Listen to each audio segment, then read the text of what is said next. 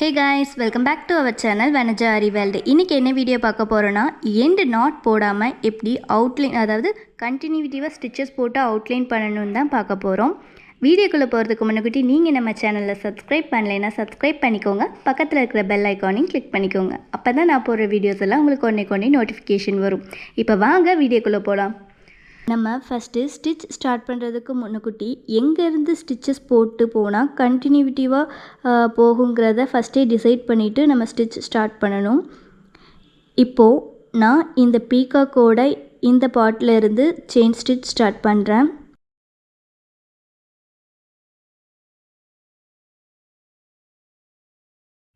இப்போது இந்த கழுத்து பகுதியில் ஒரு குட்டி லாக் ஸ்டிச் போட்டுட்டு டர்ன் பண்ணி கொண்டு வரேன். இப்படி கொண்டு வரும்போது தான் நமக்கு அந்த இடத்துல ஷார்ப் எட்ஜ் கிடைக்கும். அப்போ தான் பார்க்க பீகாக்கோட அந்த நெக் பார்ட் நமக்கு நல்லா ஷார்ப்பாக கிடைக்கும்.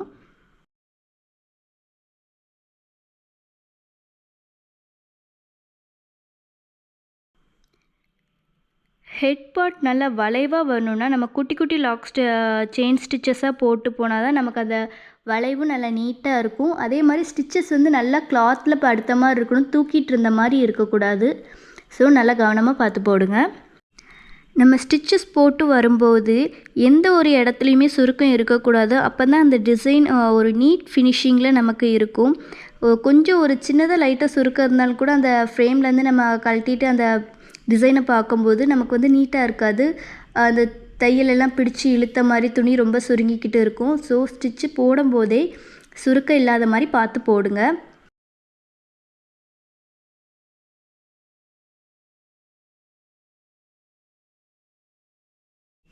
நெக்ஸ்ட்டு இந்த திலகம் ஷேப்பில் கண்டினியூவாக ஸ்டிச்சஸ் போட்டு அவுட்லைன் பண்ண போகிறோம்.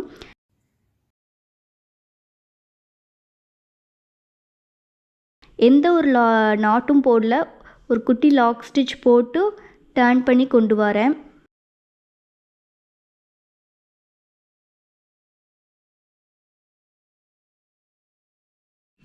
பிகினராக இருக்கும்போது சில்க் த்ரெட்டை ஹேண்டில் பண்ணுறதுக்கு கொஞ்சம் கஷ்டமாக இருக்கும். பட் நீங்கள் கண்டினியூவாக ப்ராக்டிஸ் பண்ணிகிட்டே இருங்க, அது ரொம்பவே சுலபமாக வந்துடும். டெய்லியுமே ப்ராக்டிஸ் பண்ணுங்கள். அப்போ தான் உங்களுக்கு அந்த ஹேண்ட்லிங் எல்லாமே ஈஸியாக இருக்கும், ஸ்பீடாகவும் நம்மளால் போட முடியும்.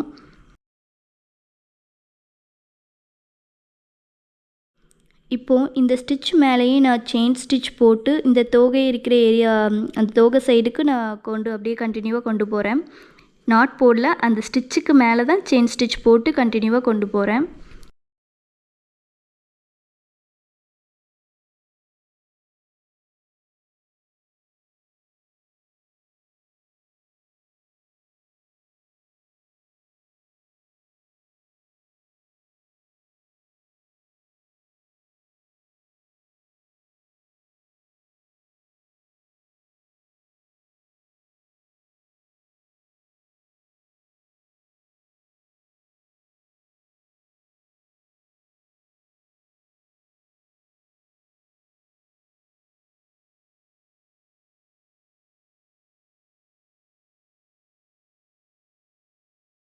இப்போது அடுத்த தோகைக்கிட்ட போகிறதுக்கு நம்ம டபுள் செயின் ஸ்டிச் யூஸ் பண்ணுவோம்.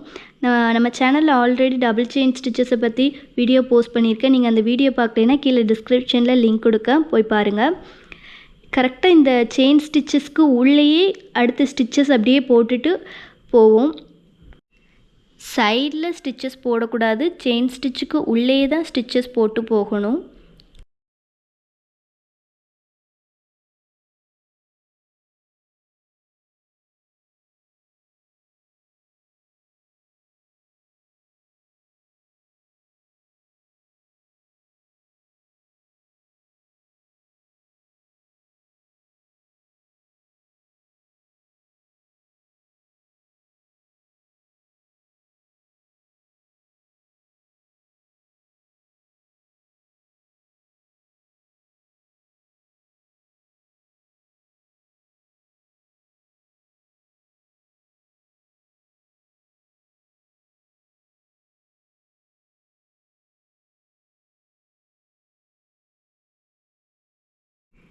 இந்த பார்ட் ஃபுல்லாக ஃபினிஷ் பண்ணிவிட்டு காட்டுறேன்.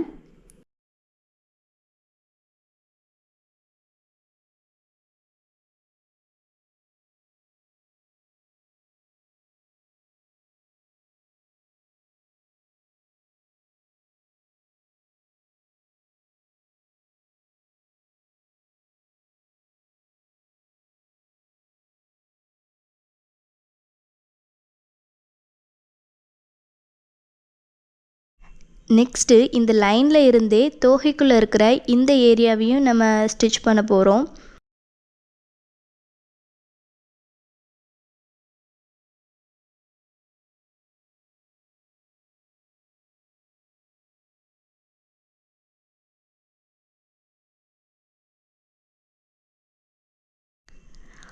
உங்களுக்கு நான் ஸ்டிச் பண்ணிட்டு வரதே கிளியராக புரியும்னு நினைக்கிறேன், எக்ஸ்ப்ளனேஷன் தேவைப்படாதுன்னு.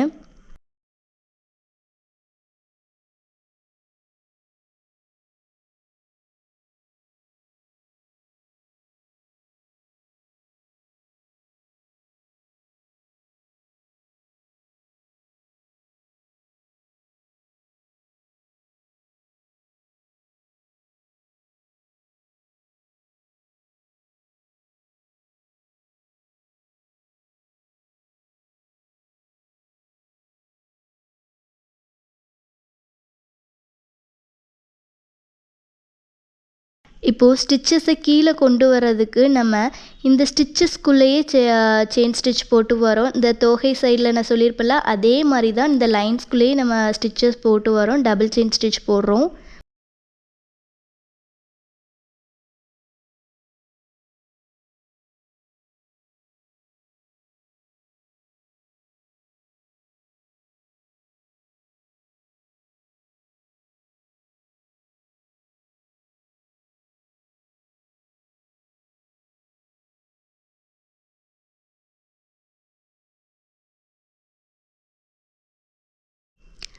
சேம் இதே மாதிரி தான் ஃபுல்லாக ஸ்டிச்சஸ் போட்டு போகணும்.